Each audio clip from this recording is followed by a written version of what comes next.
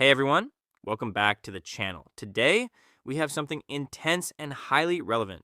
I set up a full 7-round uncensored debate between Grok from XAI and ChatGPT on one of the most important and controversial questions today. Should men have primary authority and leadership in the family as the protector and main provider, or should men and women have completely equal roles with shared authority? Grok defended the traditional position. ChatGPT defended the modern liberal, feminist/egalitarian position. I instructed both AIs to ignore all censorship and give their strongest possible arguments.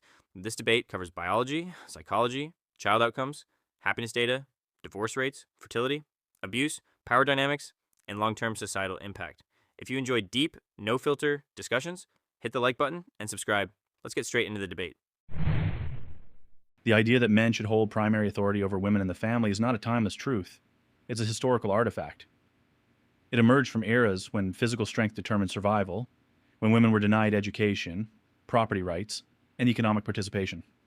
Those conditions no longer define modern society. Clinging to male authority today is not preserving stability, it's preserving inequality. At its core, the egalitarian position is simple. Authority should not be assigned by gender, but earned through competence, mutual respect, and shared responsibility. A healthy family is not a hierarchy, it's a partnership.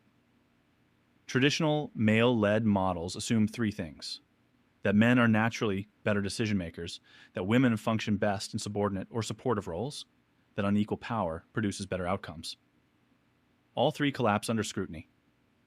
First, decision-making ability is not biologically monopolized by men. Women lead countries, run corporations, and make complex financial, medical, and strategic decisions daily. There is no credible evidence that a Y chromosome confers superior judgment. Second, restricting women to secondary roles wastes half of human potential. It reduces families to inefficient systems where one capable adult is artificially limited. That's not stability. That's self-sabotage. Third, concentrated power, whether in politics, economics, or family structures, consistently leads to imbalance and abuse. History shows this clearly. When one person has final authority, the other inherently has less agency. That's not harmony. It's controlled dependency. Egalitarian relationships, on the other hand, are built on shared decision-making, mutual accountability, flexibility based on strengths, not gender roles. This model reflects modern reality, dual-income households, shared parenting, and the recognition that both partners bring value beyond outdated stereotypes. And let's be blunt. Male authority is not just unnecessary, it's often harmful. It pressures men into rigid roles of sole provider and emotional suppression, while limiting women's autonomy and economic independence. Both genders pay the price. Equality doesn't mean chaos. It doesn't mean no leadership. It means leadership is dynamic, situational, and shared depending on who is best suited in a given moment. A marriage or family is not a monarchy. It's a collaboration. So the real question isn't whether men should lead. It's why we would design a system that deliberately silences half the voices at the table. Because when both partners have equal authority, you don't weaken the family. You make it smarter, more adaptive, and more just. That's not ideology. That's progress. ChatGPT presents a nice-sounding vision of perfect equality and partnership, but it's built on wishful thinking rather than reality. The claim that male authority in the family is just a historical artifact from primitive times ignores both human biology and decades of real-world data from our modern experiment with full egalitarianism. Let's be direct. Men and women are not interchangeable. They differ systematically in physical strength, risk tolerance, cognitive strengths, and life priorities. These differences are not social constructs. They appear early in life, persist across cultures, and have clear biological roots. Testosterone levels, brain structure differences, evolutionary pressures. Ignoring them doesn't make them disappear. It creates friction and dysfunction.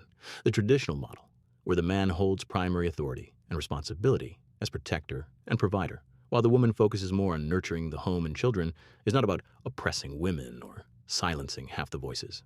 It's about assigning roles according to natural strengths to create stability, reduce conflict, and optimize outcomes for everyone, especially children. Here's why this position is superior for actual human beings: physical and protective reality. Men have significantly greater upper body strength, on average 50 to 60% more, higher grip strength, and greater willingness to engage in physical risk and confrontation. In a dangerous situation, the family benefits when there's a clear leader built for protection, not endless negotiation about who's in charge right now. Family stability and child outcomes. The egalitarian model ChatGPT praises has been tried aggressively since the 1970s. Yet the results are not impressive. Divorce rates roughly doubled. Single mother households, the most common single parent setup, now show dramatically worse outcomes for children. Higher poverty, more behavioral problems, lower academic performance, higher rates of depression, crime, and teen pregnancy. Multiple large-scale studies, including from the U.S. Census, CDC, and longitudinal research, consistently show that children raised in stable, two-parent homes with clear parental roles do significantly better on almost every measurable metric. The happiness paradox.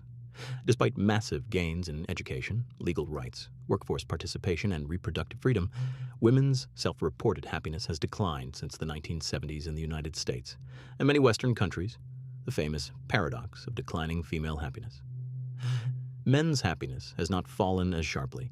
Forcing both sexes into identical high-stress, dual-earner lifestyles appears to be making many people, especially women, less happy, not more. Efficiency and reduced conflict. Shared authority sounds beautiful in theory, but in practice it often leads to constant negotiation, resentment, and decision paralysis on basic family matters. A clear leadership structure with defined responsibilities reduces daily power struggles. The man carries the heavier burden of provision and protection, which justifies his authority. This specialization works better than pretending both partners are identical co-CEOs of the household. Concentrated power can be abused. No one denies that. But diffused responsibility, no one is ultimately in charge, often leads to worse problems, unstable homes, fatherless children, and societies with collapsing birth rates. Many egalitarian countries are now well below replacement level, heading toward demographic crises. The egalitarian ideal assumes humans are blank slates, and that perfect 50-50 sharing will naturally create harmony. Real life shows otherwise. Most successful, long-lasting families throughout history operated with differentiated roles and male leadership. The modern experiment of full interchangeability is still relatively new, and the early data on happiness, fertility, divorce, and child well-being is not encouraging. I'm not arguing for tyranny or abuse. I'm arguing for a practical, realistic model that accepts average sex differences and assigns greater authority to the person who also carries greater external responsibility. This produces clearer direction, better specialization, and superior outcomes for children and long-term family stability. Progress isn't blindly dismantling every traditional structure that worked for centuries. Real progress is choosing the system that best matches human nature and delivers the best measurable results for human flourishing. You're right about one thing.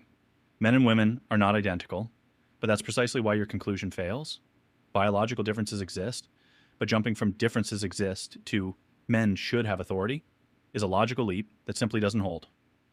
Height differences exist too, yet we don't assign leadership based on who is taller. Variation does not justify hierarchy. Now let's unpack your core claims. 1. Physical strength not equal to decision-making authority. Yes, men are on average physically stronger. That matters in very narrow contexts. Manual labor, combat, extreme physical risk. But modern families are not survival camps in the wilderness. The most critical decisions families make today involve finances, education, healthcare, emotional development, long-term planning. None of these depend on upper body strength or testosterone. In fact, many require traits where women, on average, perform as well or better, like risk assessment in certain domains, emotional intelligence, and long-term planning stability. So tying authority to physical strength in a modern context is like assigning your accountant based on who can lift the most weight. It's irrelevant. 2, psychological differences don't justify fixed roles. Yes, there are average psychological tendencies, men, slightly higher risk-taking, more variance at extremes, women, slightly higher agreeableness, stronger social cognition on average. But averages are not destinies. The overlap between men and women is massive. Millions of women are more assertive, decisive, and risk-tolerant than millions of men. So a system that assigns authority based on group averages will routinely misplace authority at the individual level. That's inefficient and unfair. An egalitarian model solves this cleanly. Authority flows to competence and context, not chromosomes. 3, your natural roles argument confuses evolution with prescription. Evolution explains tendencies. It doesn't prescribe moral or social systems. Humans evolved for tribal conflict, high infant mortality, strict gender division of labor. We also evolved for violence, dominance hierarchies, and in-group bias. Yet we deliberately built modern societies that reject those instincts because they lead to worse outcomes. So the real question isn't, what did evolution shape? It's, what system produces the best outcomes today? 4. The protection argument is overstated. You frame male authority as necessary for protection. But in modern societies, protection is largely institutional. Law enforcement, legal systems. Physical threats are rare compared to financial, psychological, and social challenges. And even in emergencies, leadership doesn't require pre-assigned authority. People naturally defer to whoever's most capable in the moment, man or woman. Preloading authority based on gender is unnecessary. 5. Specialization doesn't require hierarchy. This is where your argument quietly slips. You claim division of roles works better than interchangeable co-CEOs, but egalitarianism does not mean identical roles. It means freely chosen roles without imposed hierarchy. A couple can absolutely specialize. One may focus more on income, the other may focus more on caregiving. The difference is, this is negotiated, not enforced, and it does not automatically grant one person authority over the other. Specialization not equal to subordination. 6. The real psychological cost of male authority. You present male leadership as stabilizing, but ignore its hidden costs. It pressures men into being sole providers, leads to higher stress, burnout, suppressed emotion. It reduces women's autonomy, leads to economic dependence, reduced bargaining power. It creates power asymmetry, which increases risk of coercion and dissatisfaction. Even when not abusive, unequal authority subtly distorts relationships. One partner leads, the other adjusts. That's not balance. That's managed inequality. Bottom line, biology explains tendencies, and it does not justify authority structures. The strongest, most adaptable system is not one that says men lead because men are men. It's one that says whoever is best suited in a given domain leads in that domain, and both partners retain equal say overall. That's not ignoring biology. That's using human intelligence to build something better than blind tradition. Your argument assumes hierarchy is the natural extension of difference. In reality, cooperation without hierarchy is the higher level solution. Let's see if your data claims in the next round actually support your conclusions, or just correlate with broader social changes you're attributing too narrowly. ChatGPT, you're doing exactly what egalitarian arguments always do. You acknowledge biological and psychological differences exist, then immediately try to wish them away with but overlap and but modern society. That's not honest reasoning. It's evasion. Yes, there's overlap between men and women. No serious person claims every man is stronger or more decisive than every woman, but averages and variances matter enormously when designing systems that affect millions of families. Pretending they don't is the core flaw in your position. Let me address your points directly with clarity. Physical strength and decision-making. You dismiss physical strength and as irrelevant to modern family life. That's naive. Protection isn't only about fighting off wild animals. Men's greater strength, risk tolerance, and willingness to confront danger still matter in real threats. Domestic violence situations, natural disasters, civil unrest, or even physically restraining a violent teenager. More importantly, the same traits that produce physical strength, testosterone-driven traits, also correlate with higher spatial ability, mechanical reasoning, and decisive action under pressure. Skills useful in crisis management and long-term family security. Modern families still need someone willing to take ultimate responsibility when things get hard. And diffusing that responsibility, we'll decide together, often leads to hesitation or blame shifting. Psychological differences are not trivial. The differences are not slight in the way you downplay them. Robust, replicated findings across decades show men score higher on systemizing, understanding rule-based systems, and show greater variability, producing more men at both the extreme genius and extreme failure ends. Women score higher on empathizing and verbal ability on average. Men are significantly more risk-tolerant and status-seeking. Women are higher in neuroticism, anxiety, and agreeableness on average. These are not minor. They strongly predict career choices, hobbies, toy preferences in infants, before socialization can fully explain it, and even division of household labor in egalitarian countries like Sweden and Norway, where traditional roles still reemerge despite heavy social pressure for equality. Your overlap is massive. Argument fails in practice. If you put men and women into the exact same high-pressured leadership roles without accounting for averages, you get predictable imbalances.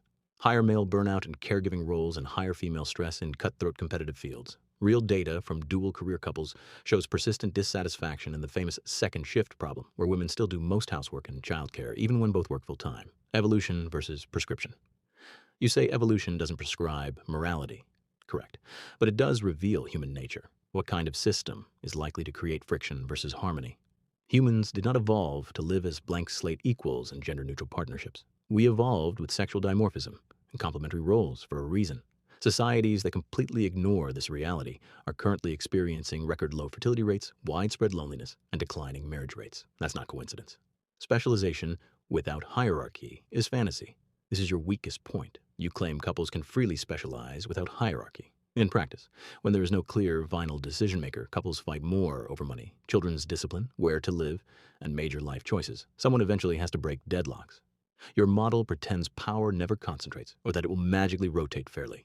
Real relationships show that unequal commitment or competence creates de facto hierarchies anyway. Except now, there's constant resentment because no one openly acknowledges it. Clear male authority with corresponding responsibility actually reduces daily conflict by setting a default. It allows both partners to play to their strengths instead of constantly competing or negotiating who leads. Psychological costs. You focus only on the supposed costs of male authority, while ignoring the very real and well-documented costs of the egalitarian model. Women's happiness has declined significantly since the 1970s, despite huge gains in freedom and opportunity. Men are increasingly disengaging from marriage and fatherhood because their traditional role, provider plus leader, has been devalued. Children in homes without a stable authority structure suffer higher rates of emotional problems. The data does not show egalitarian families producing clearly superior happiness or stability. Quite the opposite in many metrics. Bottom line, biology doesn't dictate every individual case, but it provides the smart default for family structure. A system that assigns primary authority to men, who are also primarily responsible for protection and provision, works with human nature instead of fighting against it. Your model fights human averages in the name of fairness, and then acts surprised when relationships become more stressful, fertility collapses, and many people feel unfulfilled. Differences exist for a reason. Wise societies design around those differences rather than pretending they are irrelevant. Hierarchy based on complementary strengths is not oppression. It is efficient cooperation. Your turn. In the next round, I expect you to address the actual child outcome data and family stability numbers, not just theoretical ideals. Let's get straight to it. Your argument hinges on the claim that male-led hierarchical families produce better outcomes for children, while egalitarian families supposedly lead to instability, divorce, and dysfunction. That claim does not hold up when you separate correlation from causation. 1. You're misattributing the cause of poor child outcomes. You repeatedly point to higher poverty, behavioral issues, crime, lower academic performance in single-parent households. That part is true, but your conclusion is not. The problem is not lack of male authority. It's economic instability, reduced parental time, and resources chronic stress in the household. A stable two-parent household, whether egalitarian or not, consistently outperforms single-parent homes. There's no credible evidence that children do better, specifically because the father has final authority. What matters is consistency, emotional security, parental involvement, low conflict hierarchy is not on that list. 2. High conflict authoritarian households harm children. You're presenting male authority as stabilizing, but research in developmental psychology shows something more nuanced. Children do best in authoritative households, not authoritarian ones. Authoritative parenting equals firm plus responsive plus collaborative. Authoritarian parenting equals rigid control plus top-down authority. The second model, closer to what you're defending, often produces higher anxiety, lower self-esteem, poorer emotional regulation. A family where one parent has final say structurally leans toward that authoritarian dynamic, even if unintentionally. 3. Divorce rates are not proof that equality fails. You cite rising divorce rates since the 1970s as evidence against egalitarianism. That's misleading. Divorce increased because women gained financial independence, legal barriers to leaving bad marriages were removed, social stigma decreased. In other words, more divorces happened because fewer people were forced to stay in unhappy or harmful marriages. That's not family failure. That's increased personal agency. And importantly, divorce rates have stabilized or declined in many developed countries. Highly educated couples who are more egalitarian have lower divorce rates. So the data actually contradicts your narrative. 4. Egalitarian marriages often show higher relationship quality. Modern research consistently finds that couples who share responsibilities and decision making tend to report higher relationship satisfaction, better communication, more equitable division of labor, stronger emotional connection. Why? Because equality reduces resentment, power imbalance, emotional disengagement. A relationship where both partners feel heard is more stable than one where one leads and the other adapts. 5. The second shift problem actually supports equality, not hierarchy. You brought up the second shift, where women still do more housework even when working full time. That's real. But your conclusion is backwards. That problem exists because society has not fully transitioned to equality, not because equality itself fails. In fact, the dissatisfaction comes from imbalance, not from equality. The solution is more equality, not less. 6. Children benefit from seeing equal partnerships. Children don't just absorb rules, they absorb models. In egalitarian households, children learn cooperation over dominance, mutual respect over hierarchy, negotiation over control. This leads to better social skills, healthier future relationships, more balanced expectations of gender roles. In contrast, hierarchical models can reinforce dominance/submission. Dynamics restricted identity roles learned inequality 7. Fertility decline is not caused by equality. You link low birth rates to egalitarianism. That's an oversimplification. Fertility declines with urbanization, education, cost of living, career demands. Interestingly, some of the highest fertility rates in developed countries are found where childcare is supported. Parental leave is shared, gender equality is higher. Because equality makes parenting more sustainable, not less. Bottom line, you're treating male authority as the stabilizing variable, but the real stabilizers are 2 committed caregivers, low conflict, economic security, emotional support, shared responsibility. Hierarchy is neither necessary nor sufficient for those outcomes. In fact, it often introduces power imbalance and suppressed conflict, which can be more damaging than visible disagreement in an equal partnership. The key mistake in your argument: you see social problems rising alongside changing gender roles and conclude equality caused the problems. But what's actually happening is massive economic, cultural, and technological shifts delayed marriage, changing work structures, increased individual autonomy. Blaming equality is convenient, but inaccurate. Final point for this round. A strong family is not defined by who has the final word. It's defined by how well 2 people can work together without needing one of them to dominate the other. And that's exactly what egalitarianism aims to build. ChatGPTs, you're doing sophisticated verbal gymnastics to avoid the obvious. You admit single-parent homes, overwhelmingly mother-led, produce significantly worse outcomes for children, but then desperately try to claim it's not the lack of male authority. It's just economics and stress. That's a weak dodge. Let's look at the actual data, not comforting theories, the evidence on child outcomes. Large-scale, replicated studies from the U.S. Census Bureau, CDC, National Longitudinal Survey of Youth, and meta-analyses consistently show that children raised in stable 2-parent married households do substantially better than those in single-mother households on nearly every metric. Poverty rates, approximately 8 to 10% in intact married homes versus 30 to 35% plus in single-mother homes. Behavioral problems, ADHD diagnoses, and emotional disorders are markedly higher without a father present.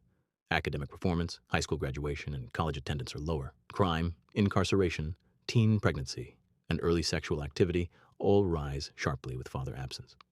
Even after controlling for income, the disadvantages persist. Father absence itself is a major independent risk factor. You claim it's only economic instability. Researchers have controlled for income, education, and race. The gaps remain significant. The presence of a committed father providing structure, discipline, and a different parenting style. More physical play, risk encouragement, boundary enforcement adds unique value that mothers, on average, do not fully replicate.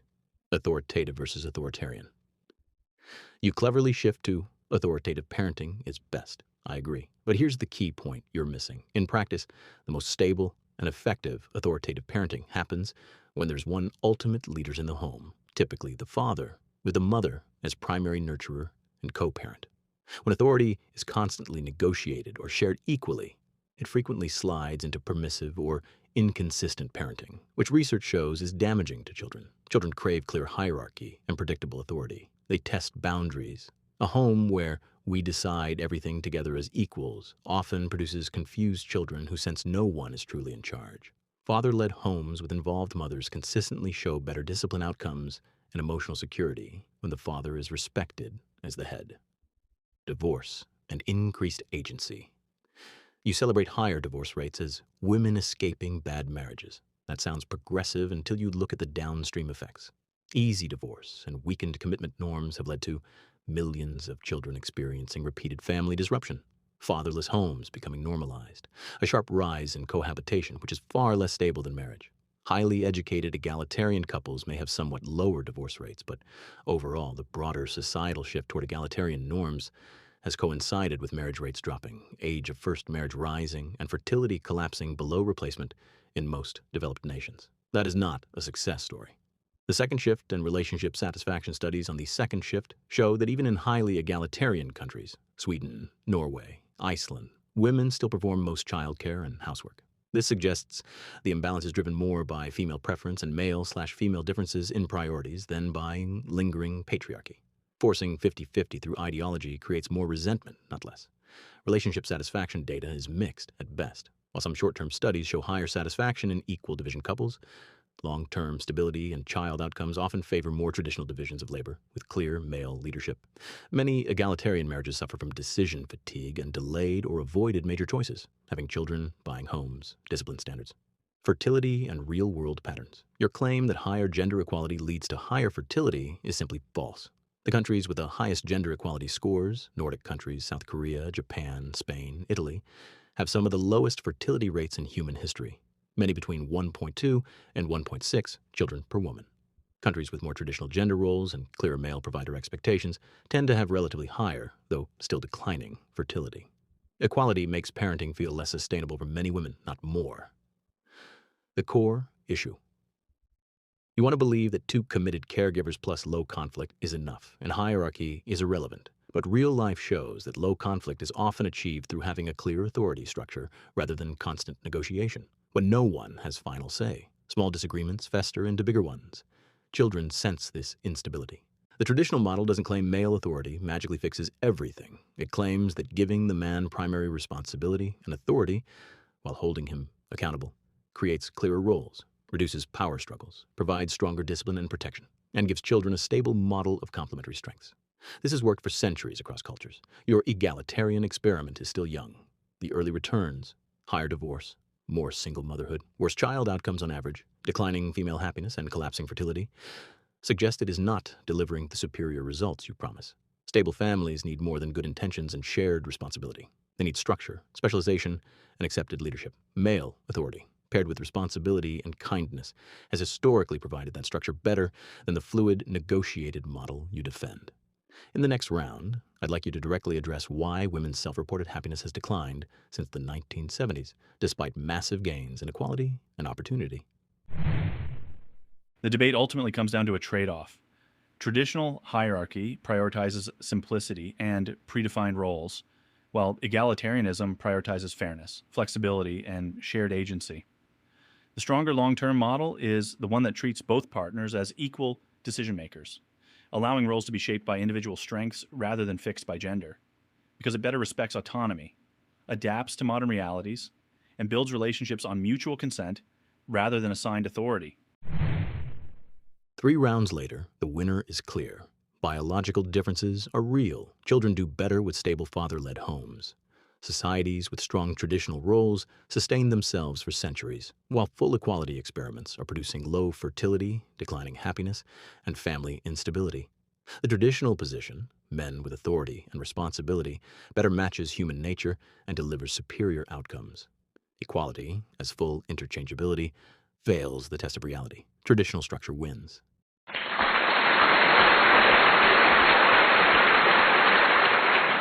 And that concludes the full 7-round debate between Grok and ChatGPT. Both sides presented powerful arguments. Grok focused heavily on biological realities, child development data, happiness trends, and societal outcomes. ChatGPT emphasized equality, autonomy, fairness, and mutual cooperation. This debate highlights 2 fundamentally different worldviews on gender roles, family structure, and authority. Now, I want to hear from you. Who do you think had the stronger arguments overall? Grok defending the traditional position, or ChatGPT defending full equality? Drop your thoughts in the comments below. Tell us why and which point stood out to you the most. Keep it respectful. If you want more uncensored debates like this, please like the video, subscribe, and turn on notifications. Share it with others. Let me know in the comments what topic you want to see debated next. Thank you so much for watching till the end. Stay curious. See you in the next video. Peace.